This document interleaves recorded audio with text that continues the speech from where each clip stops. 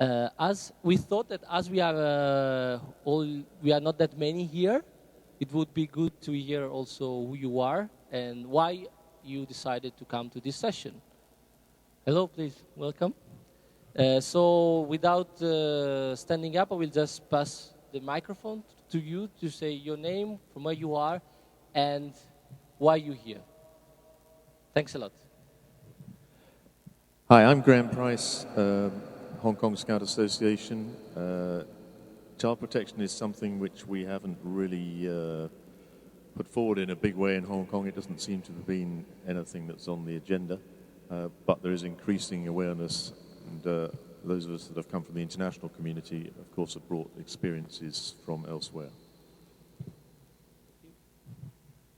Good afternoon. My name is Miriam Heidelberger. I'm the General Director of Kandersteg International Scout Center. We have every year lots of kids and youth on our campsite, but the main reason why I'm here today is as we want to implement Safe from Harm as a standard tool for our staff. Thanks a lot, Miriam. My name is Mariam from Oman. I want to attend this session to know more about this because it's not popular to talk about this in our country. So I want to know more about that. My name is Roman from Germany. We already have a program which is called the WSEC, that's my association, a safe place for children and teenagers, but I'm interested in the different cultures and backgrounds if there is some new insights. Thank you. My name is Thomas Frostberg. I'm the International Commissioner from Sweden, and we've been working with Safe from Harm for many years. And but since you can always develop this, since this year the annual meeting decided that every leader should show a record of a training course that we give Safe from Harm to be able to continue as leader. And just last week, the government also changed the rules in Sweden, so now all NGOs can get or ask leaders to hand in a criminal record stating some specific criminal activities if you want to check sort of whether they are green or red light. Good afternoon, ladies and gentlemen. I'm Ezekiel Twala from Swaziland. The reason why I'm here, I want to know more about Safe from Harm since I'm the National Program Commissioner. I'm working with young people. Hi, I'm Berto Helle from Finland, and I'm here because we just half a year ago decided the child protection policy, and we're at the moment implementing that in our organization. And I already got valuable information here during this round, so thank you. Bernard De Leon from the Philippines. I'm the Deputy National Program Commissioner for Senior Scouting, newly appointed, so I just want to learn the Safe from Harm to add more on our youth protection program that we're already undergoing in the Philippines. Thank you. My name is Luis, come from Macau. Yeah, I'm Assistant Program Commissioner for Cub Scout. I want to learn this topic. Hi, my name is Marty Thomas. I'm Chief Executive Officer of Scouts Australia. This is our core business for me. It's a major topic in Australia at the moment. In fact, we've got a Royal Commission looking into child safe and child protection, and of course Scouting is one of the premier youth organisations in our country, so this is actually quite important for me. Hi, my name is Mohammed from Maldives. I'm the Adult Resource Commissioner. I have done the online course and I would like to know more, so we are planning to implement this. At the moment we don't have such a tool. Thank you. Bob Taylor from Australia. I'm one of the Chief Commissioners of the States looking into this. David Jones, Chairman of Scouts Australia, and very interested because, as Marty said, we've got a Royal Commission on at the moment. Reg Williams, Chief Commissioner of Australia. For the same reason the other gentlemen are here. We have even a bigger problem because we have 8 branches in the national office, And each branch is within its own state, which has its own legal requirements, which differ from state to state. So what we're trying to do is pull together a national policy practices. We have a national policy. We have a set of now national best practices, which we're trying to implement back into the states. But each state has different requirements. One state is completely mandatory, so all of our leaders have to be mandatory reporters. That is, they suspect abuse or even any alleged abuse must be reported directly to the authorities. In other cases, by the way, most of our states have working with children's card or equivalent, which means that they have to be police checked. In fact, we've had a policy of police checking for the last 15 years or so. So police checks, working with children cards, reporting processes, all of that's been very high on our agenda. But I can say that whilst we haven't had any serious problems in recent years, the Royal Commissions are dragging up evidence back 20, 30 years. And so we're getting bad press from time to time because of the involvement of some previous Scout leaders in nefarious activities, if you like. However, the good thing is that we don't have a bad image because of that. We have very good policies in place, and one of the reasons for that is the code of conduct, which is in our policy and rules. So we have a very good standard. However, what we're trying to do is improve, and it's a process that we're looking to, if we can use some of the world material, we can, but we're particularly interested in lobbying the Royal Commission, Australian Royal Commission, to make sure that all the various safeguards are there, and issues about transferring people from state to state, branch to branch, etc., are all covered with the same set of rules. Thanks a lot. I think that, Therese, you haven't presented yourself. Hi, I'm Therese Birmingham, the Chief Commissioner at Resources Scouting Ireland. I'm sorry I was late, I got lost. We understand that. From my side in Scouting Ireland, we have for a long time a code of good practice. We have a lot of training on safe from harm, and we're now about to launch an e-learning tool on safe from harm. But it's an area that is of very great interest to us, and we always want to improve and hear good ideas of how other countries are dealing with this aspect of work. Thank you very much. My first reflection is that in the room here already we have NSOs and NSAs with a lot of experience and NSOs and NSAs with a bit less of experience. So I hope that through this session we can all have a benefit somehow in the sharing. So, of course, those that have already experienced, I will kindly invite them to share the experience with us, and there will be time for this. For the others, of course, don't hesitate. Don't feel different in any kind of way, because it's very important, in my opinion, that you are here to start.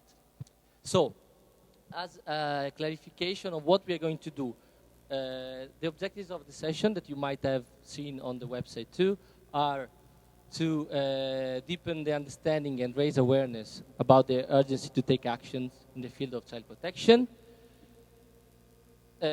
which explore which are the risks and prevention factors in scouting,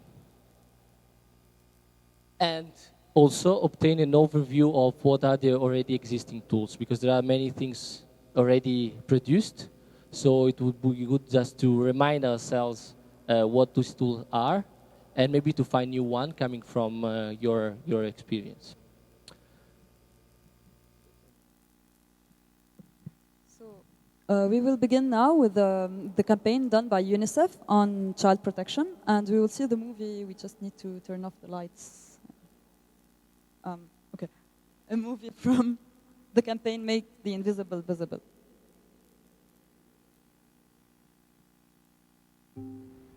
This is a 15-year-old girl being gang raped. This teacher is beating a boy for talking back in class, while the rest of the class watches. And here a toddler is being hit by his mother for breaking a glass. This child sleeps in the streets because her family threw her out. Here, online bullying pushes a teenager over the edge. Just because you can't see violence against children doesn't mean it isn't there. Make the invisible visible. Help us make violence against children disappear.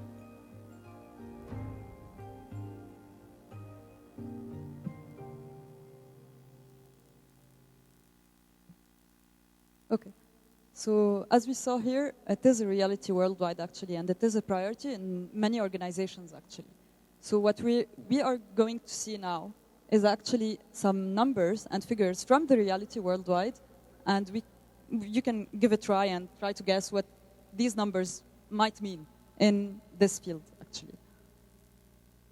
1 in 5. So what could be 1 in 5, for example, in these different in the different regions in the world? Actually, the numbers we have here are from UNICEF and from the Europe Council and from statistics of the United States, and they're quite various and from the different regions and from reliable sources. So what can you imagine, like 1 in 5 could be? Any reactions or? Child abuse. It's actually sexual abuse in Europe. 1 in 5 children in Europe have some sexual abuse problems or violence, and actually 70 to 85% of these sexual abuse situations are mainly from people that are very close to the children, people that they trust, people that they know, and there's still a lot to do in that field. 3,600. Nothing about it? It's a very big word, actually. It's about attacks on students that happen.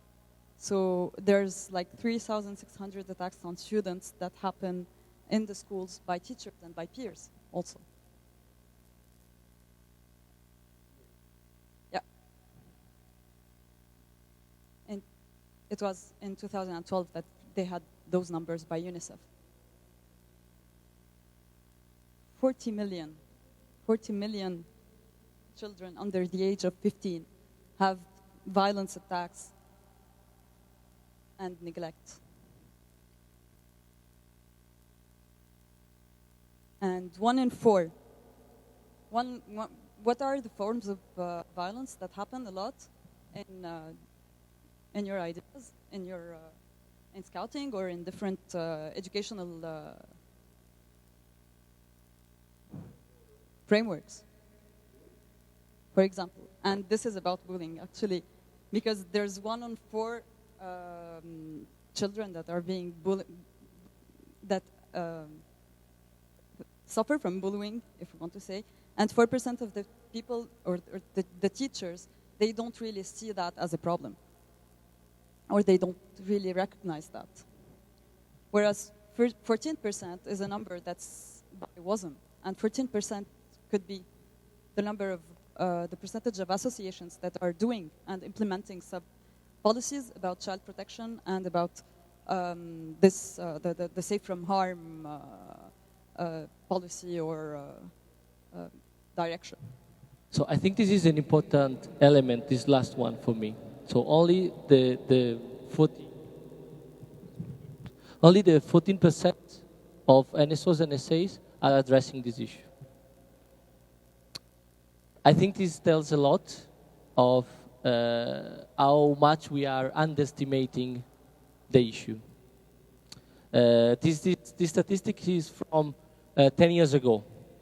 But you also know that running surveys to NSOs and NSAs is not always the easiest thing, because not always everybody replies, or the data that they offer are not always really available anyhow.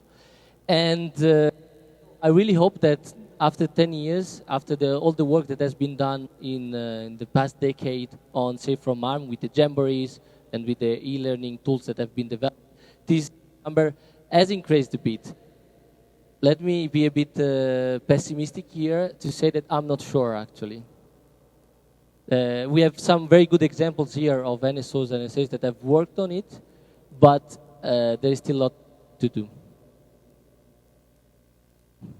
So we would like now you to just to try to think about what is happening in your realities, in your scouting organizations. In your opinion, what are the different kind of child abuse or violence that are happening more frequently in your scout organization? Sorry, say it louder so I can repeat.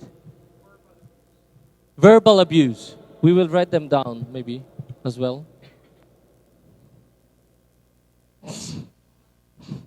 No, but I repeat, so no problem. If you need it, you can use it.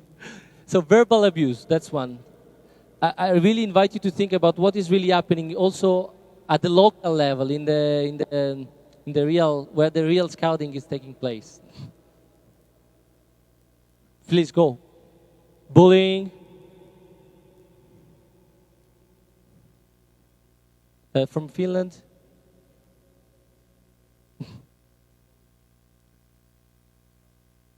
Exclusion, okay. Please?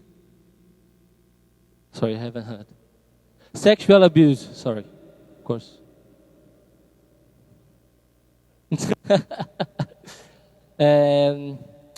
Anything else that comes to your mind? So we said verbal abuse, bullying, exclusion, and sexual abuse. Cyberbullying?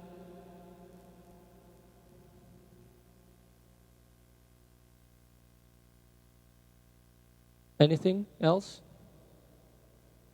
Neglect? Thanks a lot.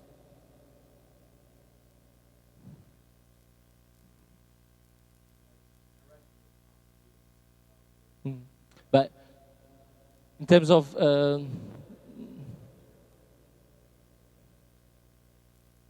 okay.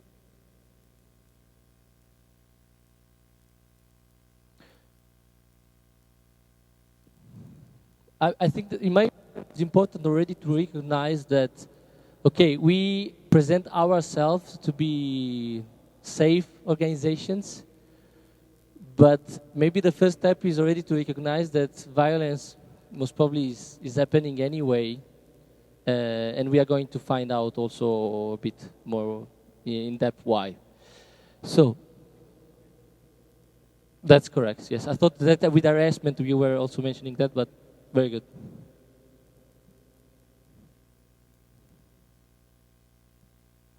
I asked our community online leaders also to type them on the internet for those following. Thanks a lot. We already had some questions, incredibly enough.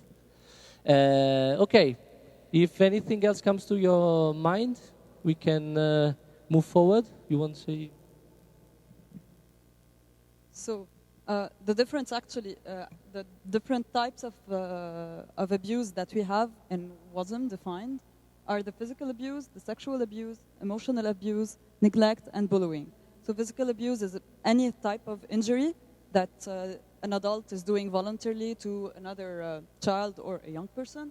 Sexual abuse is about any form of harassment also that could be about sexual connotations or physical and sexual abuse. Emotional abuse is much more about when we don't show, also when the parents don't show enough love for children, or they're not there to really grasp their emotions and all of this, and be like let them feel the love and being loved, and the reverse. And neglect is when they just they're not taking care of them. And bullying, as we said before, is much more about really saying some things that could negative reactions or negative attitudes that could let people feel very much withdrawn and apart from a group. Of course, I believe you all know them.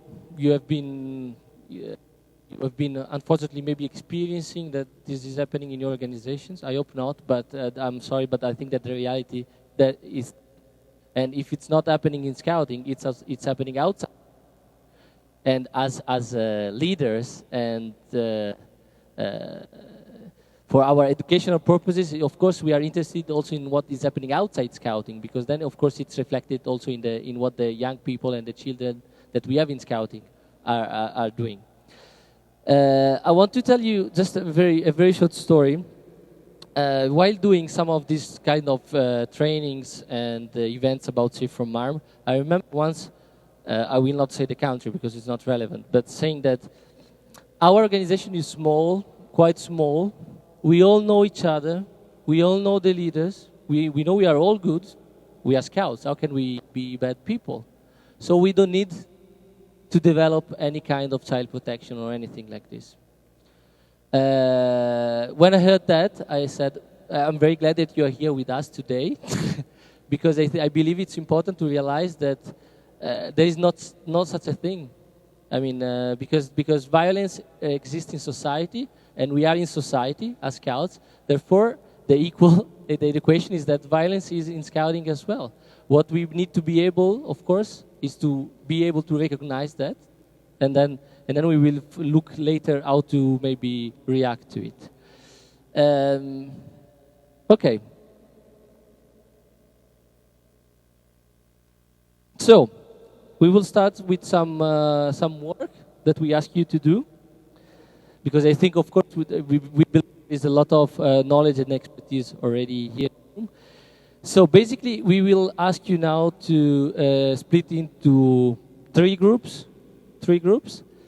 and possibly people not from the same country, Australia, and to discuss this question among yourselves. Try to identify what are the risks that are present while implementing scouting with young people and children, and what, at the same time, what are the possible solutions you can develop to address such risks. Is that okay? I hope it is. I hope you're not sleeping. Okay. So if we can all split, I think you can keep a bit the way you are now, but please, Australia, just move around. Thank you. Let's have 10 minutes to discuss. I kindly ask to one group to move here and have discussion here in front of the camera. Sorry. We have been instructed to do so. So just to move, Miriam, if you can move your chair with your friends over here, and then and also maybe use the microphones during the discussion. Thanks a lot. Everybody will be in the camera here, so that's fine. Just try to stay a bit like here. Okay, that's good. So 10 minutes to discuss this. Thanks a lot for your cooperation. Try to stay inside the. You see the blue, the gray. Come.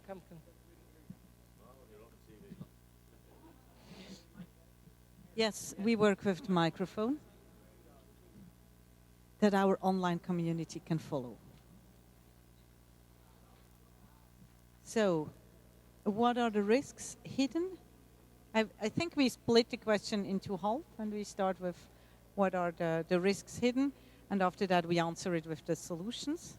What are the risks hidden within the scouting method?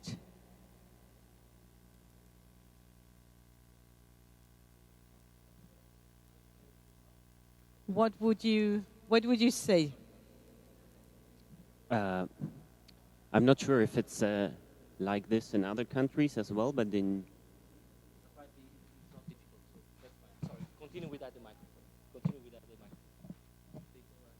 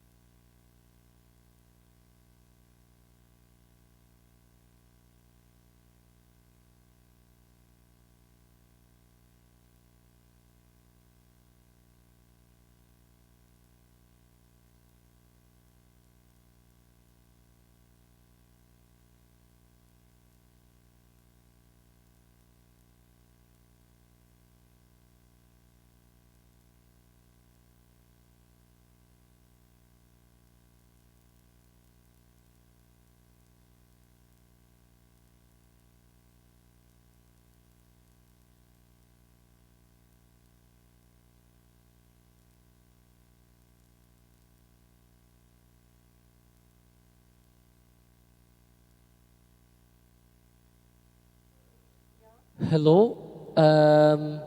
Is that okay in 1 minute to stop?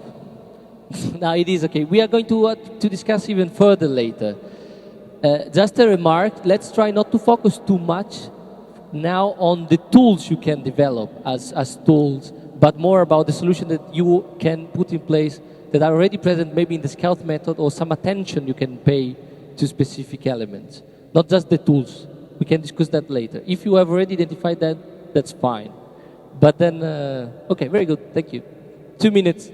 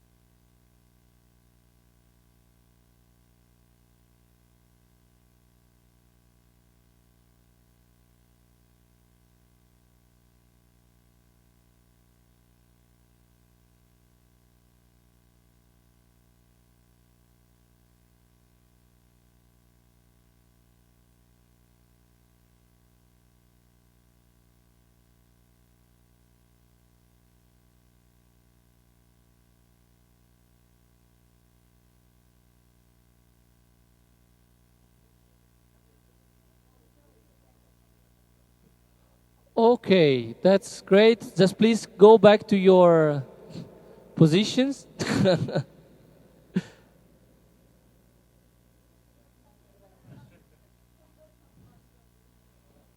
We are going to work again in group later, so don't say everything now. Keep something for later.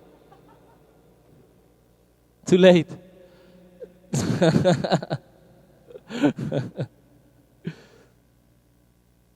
So we got.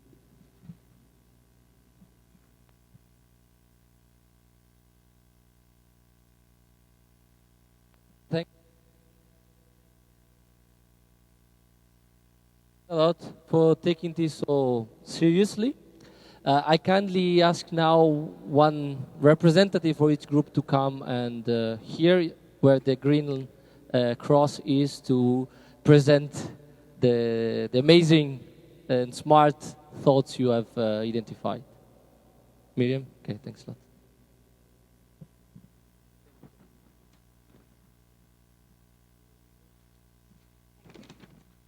So our amazing group has defined as risks based on the Scout method the closer relationship, which is on one side a good thing as the kids are telling about what happened outside of Scouting, but also can be a risk of too close relationship.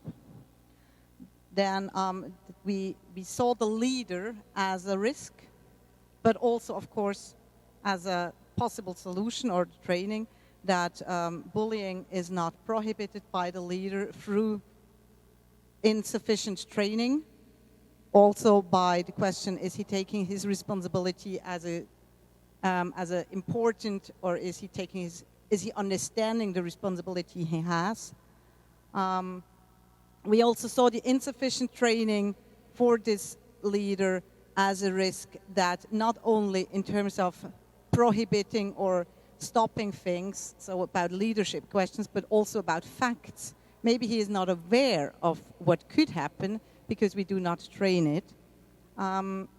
Then we saw the remote groups, patrol system remote groups, as a potential risk because we do not see what happens inside. We have a nice guy. We called it the nice guy syndrome. Within Scouting, we are all nice people. This cannot happen within Scouting. And also the traditions. We partially have games or songs that work very fine for our national organizations or that worked in the past, but nowadays they do no longer work through the wording, or there are words in that we should no longer or do no longer want to use. Good. Thanks a lot. The other groups, do you have something very, very different from what they identified and you want to have a say? Please come.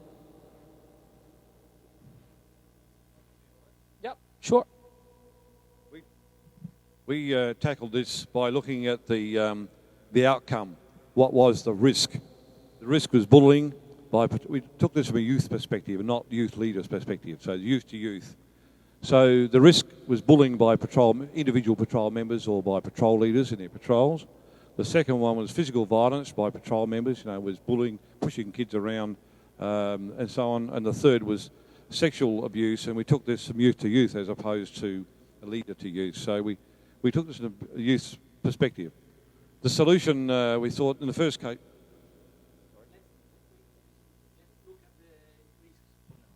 Only for the risk, sorry. Then we can see later if we have some... but that's a very good point. And I'm glad that we are looking at the issue from different perspectives. From the third group?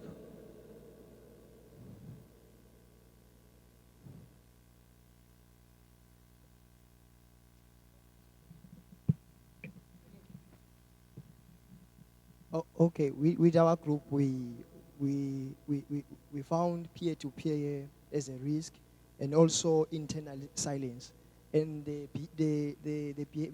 behavior of leaders, meaning not giving the right kind of role models to the young people, exposing young people to bad behaviors in such a way that you find that these young people, they then fall into those things that are being done by leaders. It is an abuse in a way. Very good. Thanks a lot. So, concerning the risks, all you said is very relevant, actually, and we're here summarizing a bit some ideas. You might have said it already in your presentation.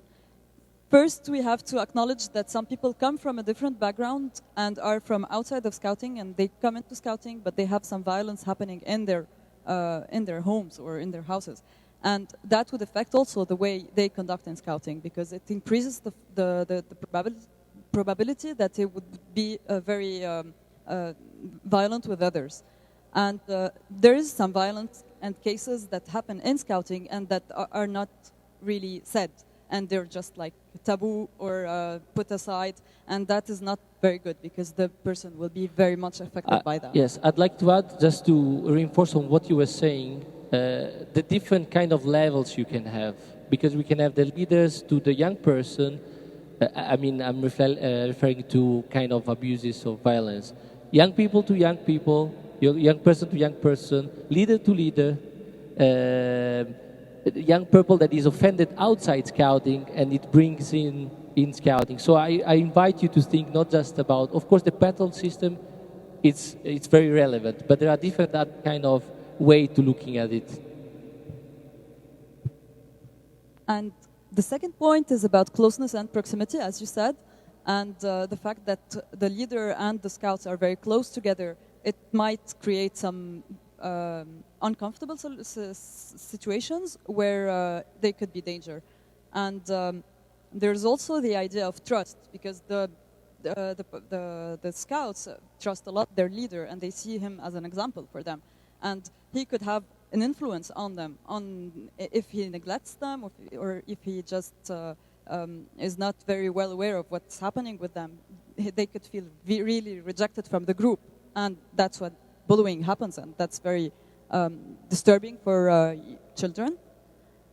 We have a simple life, which means that we're going in camps and we're doing a lot of trips, and the patrol or all the scouts are in a situation where they're very close to each other, and there can be a misrespect of intimacy in some cases, and that should be also acknowledged and dealt with a lot of delicacy.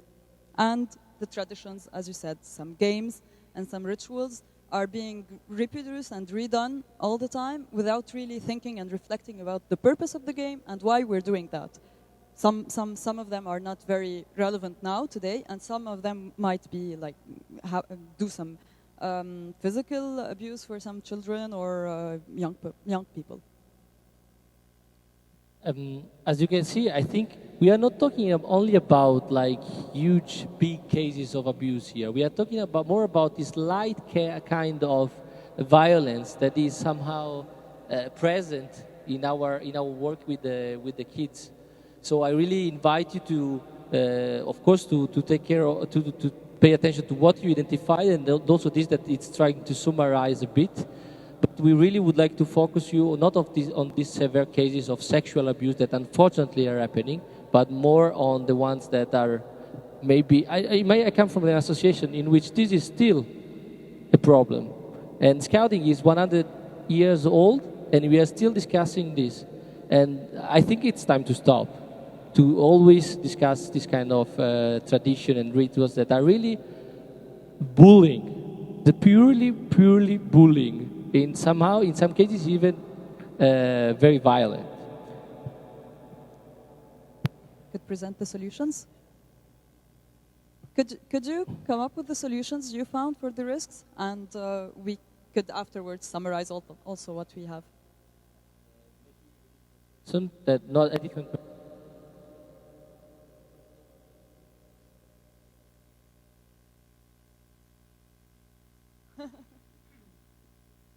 Like, come on.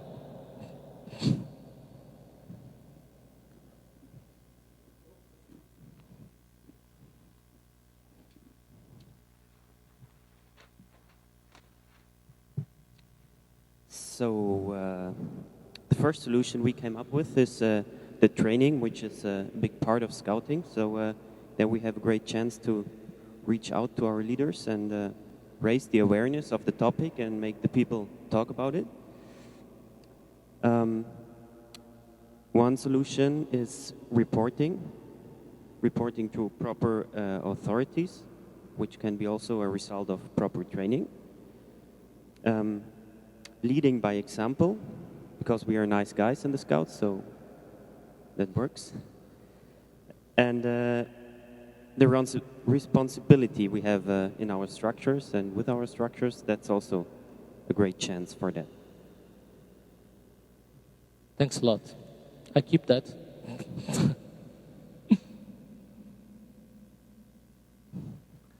Who's going next?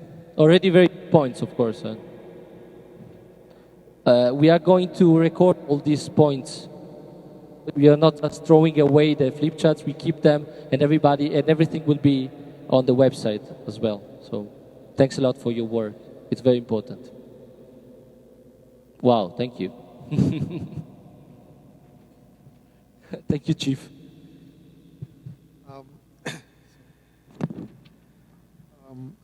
We kind of got the solutions within the organization as a Scout perspective. Action, bullying by patrol members. The solutions, we thought action by other members of the patrol, and patrol council is also a solution. Obstruction by leaders, Scout law and promise, where we are friends to each other, and those things applies. The physical abuse or violence comes to sections of patrol leaders. Our sections are divided: Cub Scouts, Scouts, Ventures Act, Scout law,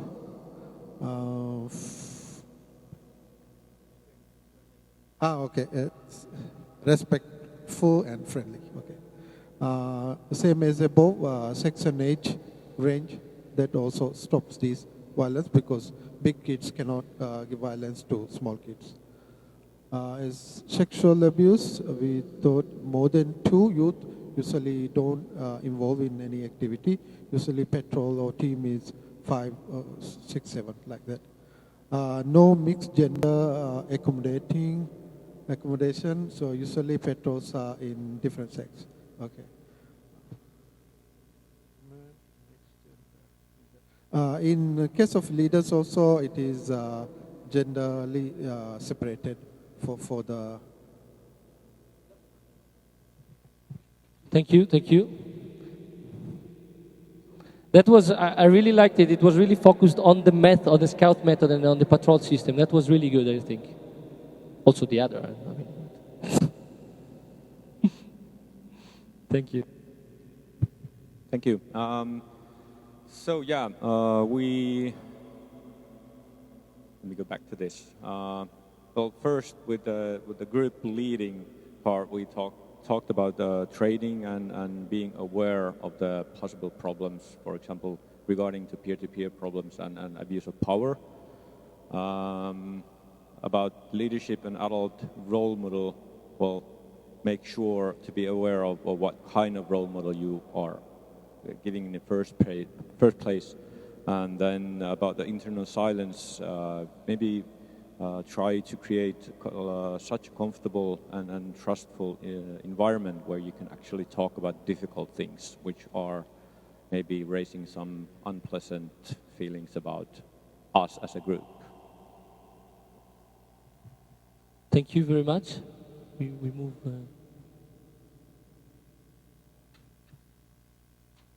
So, now we proceed by offering you some what we think could be a way forward. What you said, it's very good, and we will record it, but we have some hints. So think again. If you think you're doing things good, and still violence is happening, or think again. Try to think again, what are your processes, the procedures you have in place, because they might not be addressing the issue carefully in the way they should be addressed.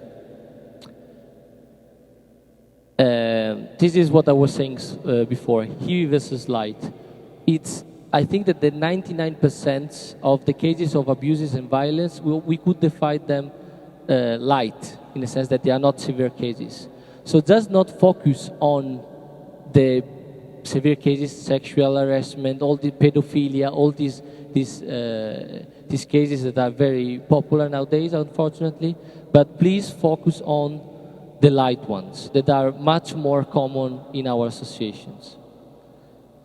Be vocal. We were discussing this before in one of the group, saying that already talking about prevention is prevention.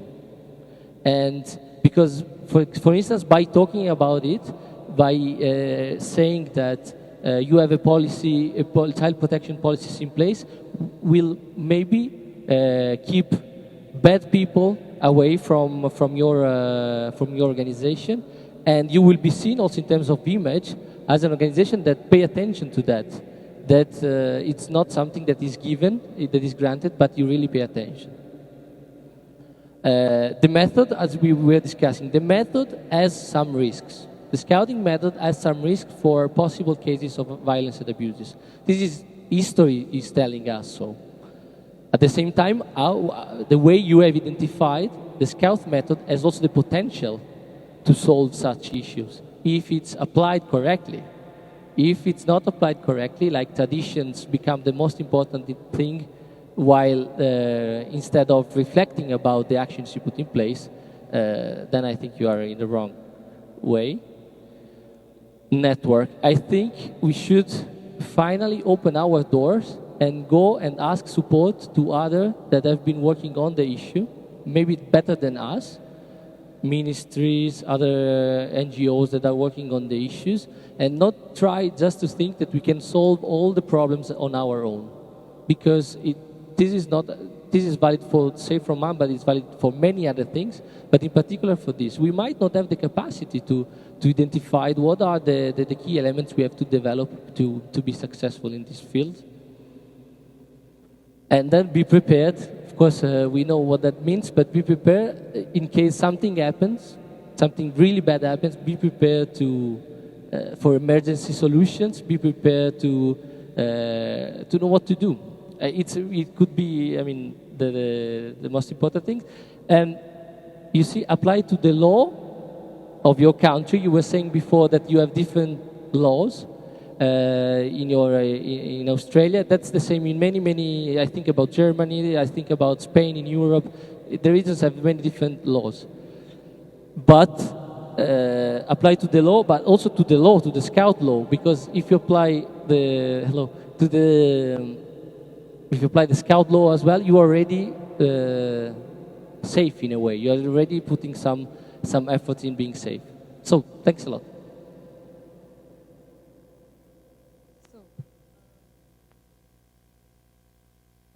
I think that the Scout method, if we apply it thoroughly, then we're fine and we're on the safe side. Now we will move to an integrated approach for the safe from harm direction that we have in our NSOs. And the first thing that we are going to do is a small game, a small puzzle. So a group will move also here, if you want another group than the one that was in front of the camera, or as you decide. And this is about the tools that we could use to really implement child protection procedures. So who wants to move in the middle? Again, your group, or could you just, yeah. This is for you.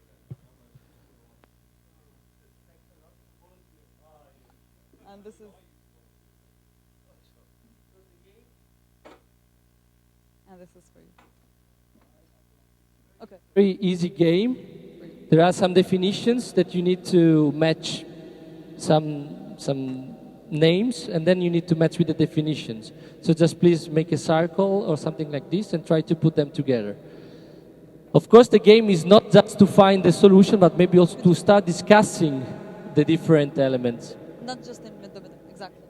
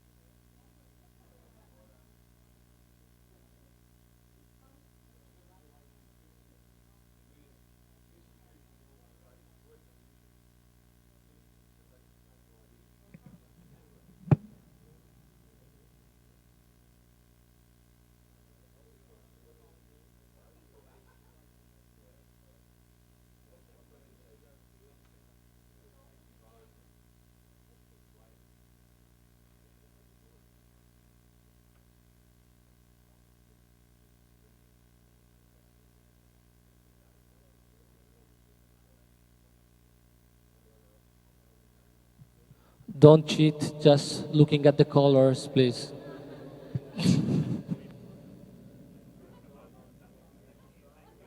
We were just discussing about the law, the Scout law, and you're now just cheating.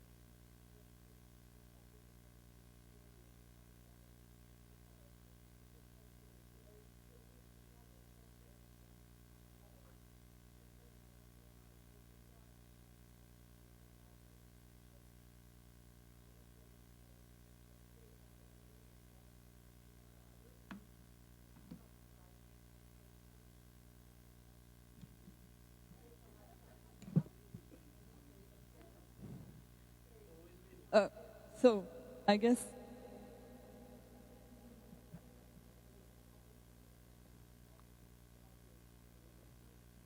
Yeah.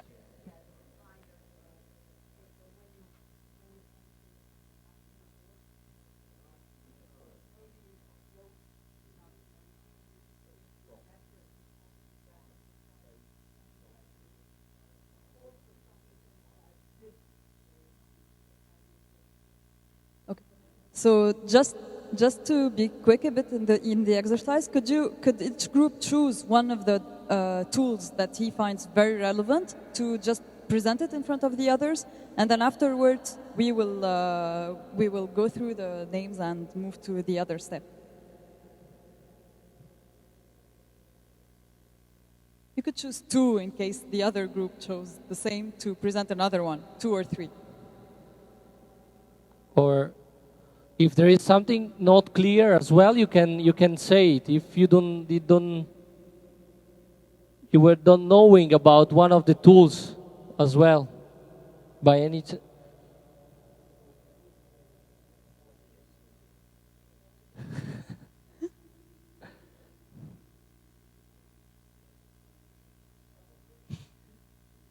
You wanna hint?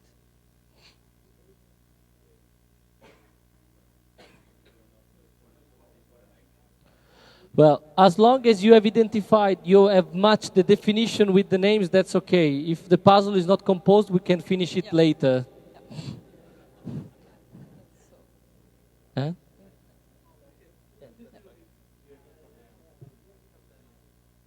So, okay, let's go back to the original position, please. Or we can stay.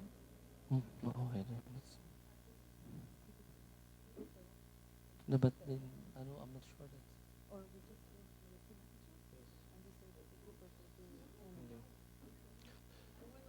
So, I have some questions for you. Were you aware of all the different tools that? Did you know all the tools that were presented in the puzzle? You can say yes. You can say no. You can say, and and also, do you use them? Some.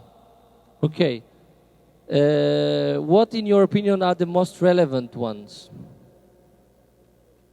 Reporting. Reporting, okay. Then training. Yeah.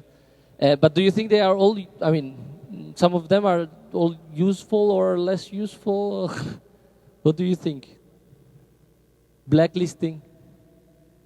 Blacklist is not legal, officially legal, everybody. That's correct, that's correct. But I can tell you that in some countries, in some NSOs, this is applied. It's a reality. Then, of course, it depends on the law. And as we were saying before, we always need to apply to the national law. Okay. Okay. Can you have a small presentation of each group, like just one item that they chose, and that they could just explain for the online participants also to be engaged in that game? Very quickly, like in 2 words. Yeah. No? No, you did pick? The reporting. Well, I think it's very important that we do report any cases that we find straight away as fast as we can, and then let the authorities deal with it. In Australia, basically, if we have a situation, the leader is suspended for the time being, it's reported to the police. In some cases, compulsory, others not so compulsory.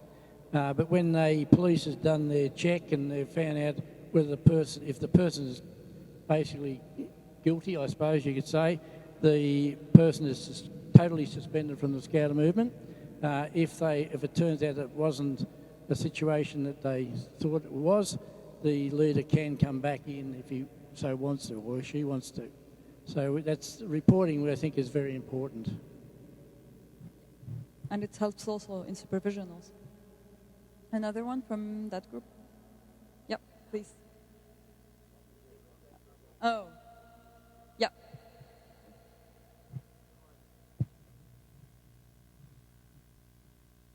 I would say that the code of conduct might be the most important thing if we, need to select one, because without the code of conduct, there is no base really for the other things we're doing. What should we report, or how should we train, etc. So I think that is almost like a overall paragraph that all the other thing links to. So and that's where the discussion starts. Could be the basis also. And from the last group?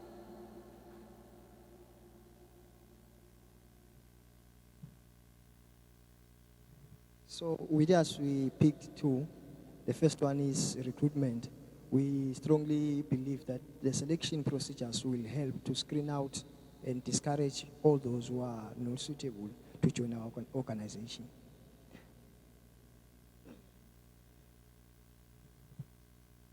Then the other one is criminal check, that all professional staff members and volunteers need to present a legal certificate of good conduct.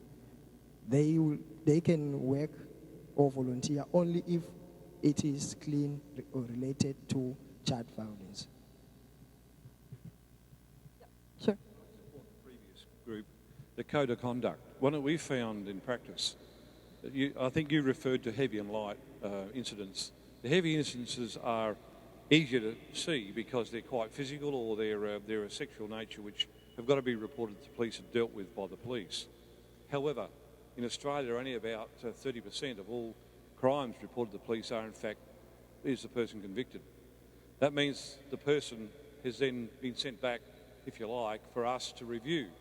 And this is where we actually use the code of conduct, because it may not be proven that somebody has, in fact, done something, because it's not been proven in court of law.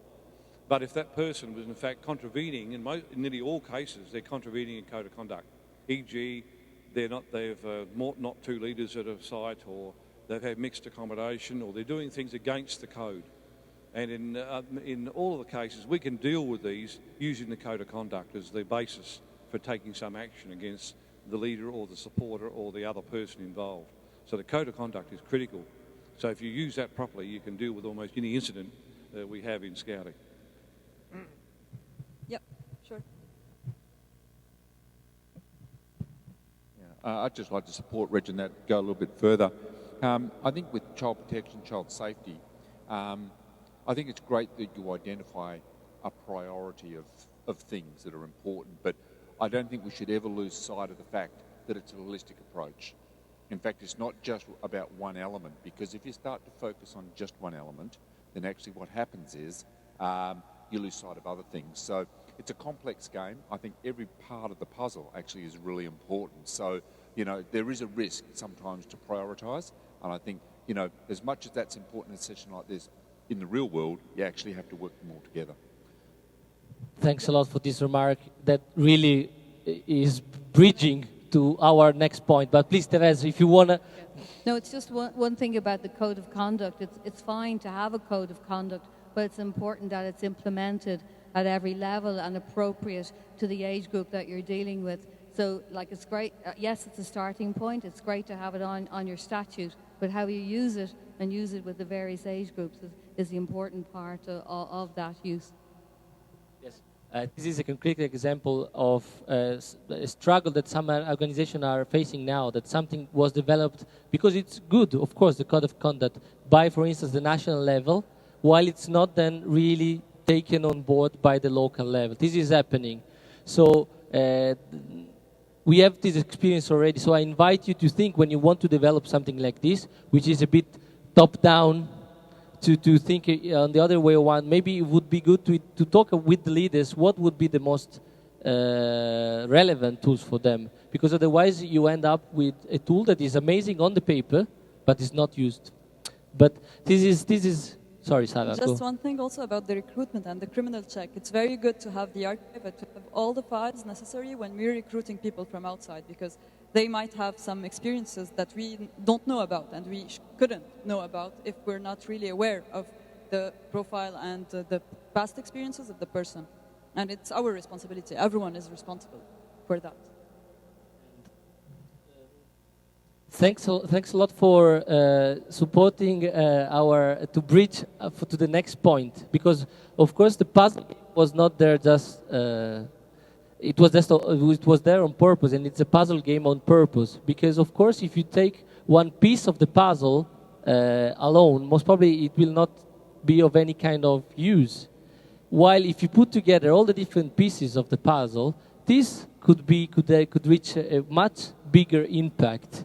And that's why we really suggest that, and all your points are very valid, Therese included, that from local to national, there is the need of an integrated approach of NSO. So in the puzzle, all the different tools could be maybe referred to the different areas. What we suggest is to not just focus on one, but try, of course, to have an holistic approach, as you said, trying to developing elements in all the different areas. Of course, you cannot do everything in one day. This is a long process. This is not something that you can do 1-2 months.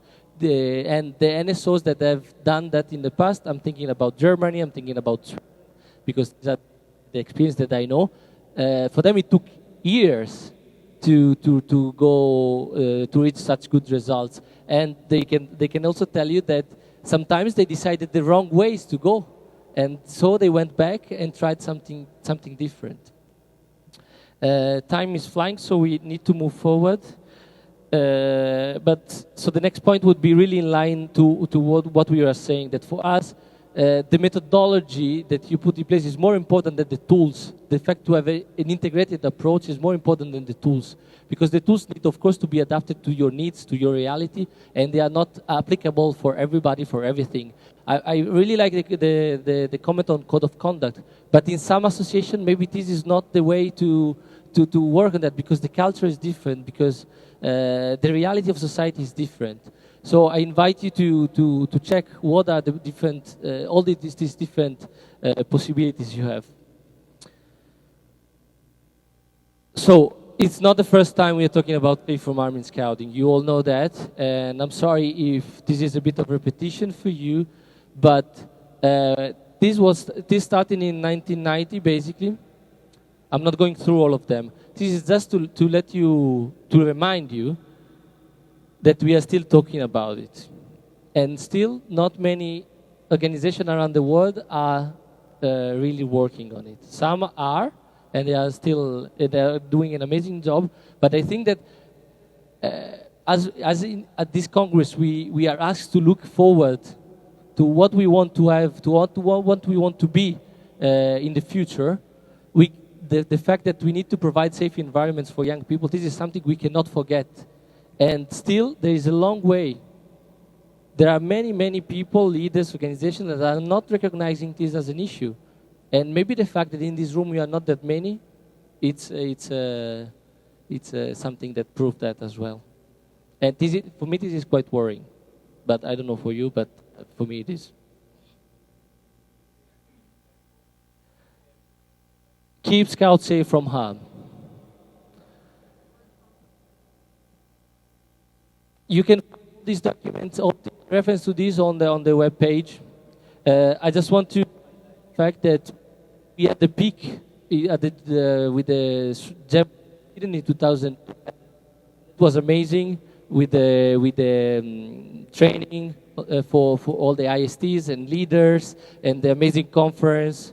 And after this, there was the launch of the e-learning tool by WSEC. And after this, it went a bit down in the sense that we are not talking about it anymore. I would like to inform you that WSEC is now thinking again to bring this back to the spotlight, because we cannot be scouts without ensuring safe environments for our kids. Very, very final point. Sorry, this is my project. I invite you to go and check it on the website. There are leaflets. I will leave you leaflets later. It's just something we have developed in the European region. And you see there are 8 partners from very different realities in Europe. Basically, what we try to do is to answer to their needs. We share in a European perspectives what are the needs, what are the main elements. But then every country, every partner is then free to decide what to do on the national level. I'm glad to know that, to see that Germany is here. Germany, VCP is part of the project and they are very active. And this was just a kind of pilot project, and we really would like to try to scale up a bit this kind of experiences. So very, very final elements we would like to leave you with. So these. Yeah, sure.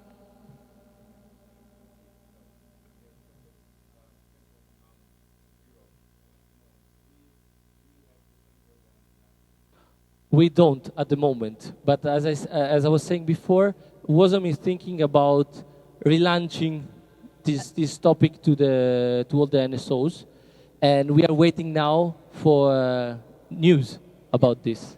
But what I can tell you is that, of course, the experience we are having in Europe, we are very much willing to share it, and it's not an easy process we are going through with the project. As you know, all projects have always challenges, and we are facing challenges.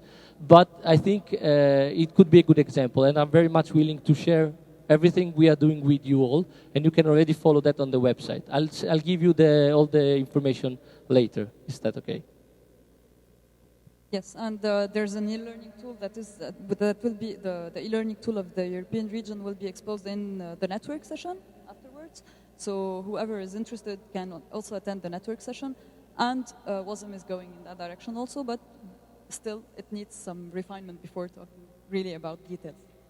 So the main statements that we have now in this session, before really thinking of the tools, how to implement them in the NSOs, that will be done in the network, are first that violence has many faces, as we saw the different types of violence that are happening. To not have cases of abuse is very worrying. It means that you are not able to recognize them. If an organization has 1, 2, 3, 4 cases of abuses per year, I think that's not enough. Not that I want to have violence in association, but that means that most probably you don't have the right element to recognize, prevent, and act in place. So think about what is the number of cases you have in an organization. If you have 0, I would be worried. So make the invisible visible, which bridges with the other idea that we really need to make, state and talk about those problems that are happening. Yeah, violence is there. We said before, violence is happening in scouting too. So this time we should say, yes, it's happening, we want to face it. And the numbers we saw at the beginning are very much saying that. So reaction versus prevention. So far, what we've been doing a lot is just to react to cases happening and trying to cope. What we say is that if we want really to be successful, of course, we should focus more on the other way around, try to develop action to prevention, and then, of course, to keep the reaction, the emergency procedures and all this. But we very much believe that prevention is way more important and could reach a much greater impact if it is put in place. You don't have all the answers, and we need to ask and look around what has been done and what is possibly being done in different organizations and different parts of the world where it is addressed anyway as a problem.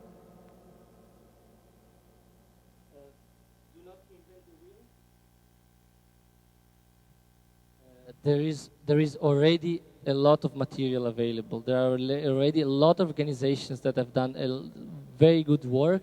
I know the European situation, and I know that there are already, I can mention, of course, Sweden, Germany, Ireland, the UK, many organizations that have worked on it. It's just a matter of checking what is available, if this could be applied to my situation or not, but at least don't start from the scratch again. And in WSEC already there is a lot of material, a lot of resources. They are just there for you. And I can tell you that nobody is really using them much. Nobody know, but not many. Zero tolerance. We should not tolerate any form of violence happening, neither heavy or light violence or any type of abuse that we might recognize somewhere. We just need to state it and to go and talk about it with the right persons, with the confidentiality that is required, but we need to talk about it.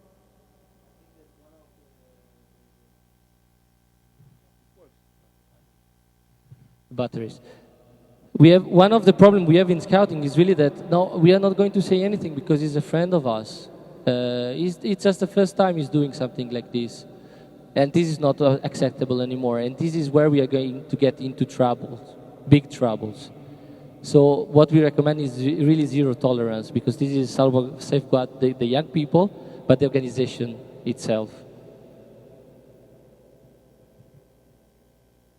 It is already too late, so we really need to act and not just look at things happening, because if we're just seeing bad things happening in front of us, we're responsible for not talking about it and not trying to find solutions for it.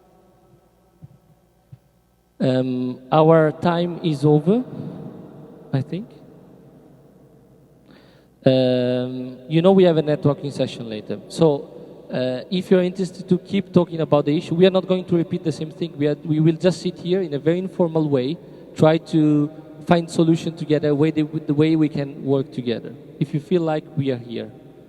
We are not in this room, we are in another room, but please come and check. Materials, as we were mentioning before, and thank you. I hope this was a satisfactory overview on the issue. Of course, we couldn't go too much into that, into the topic, because it's like an ocean of things to be discussed. So the homework for you is to go and try to find your way in these oceans. Thanks a lot for your participation, and thanks a lot for all the participants online. We also had some participants online. That's very good. So thank you very much.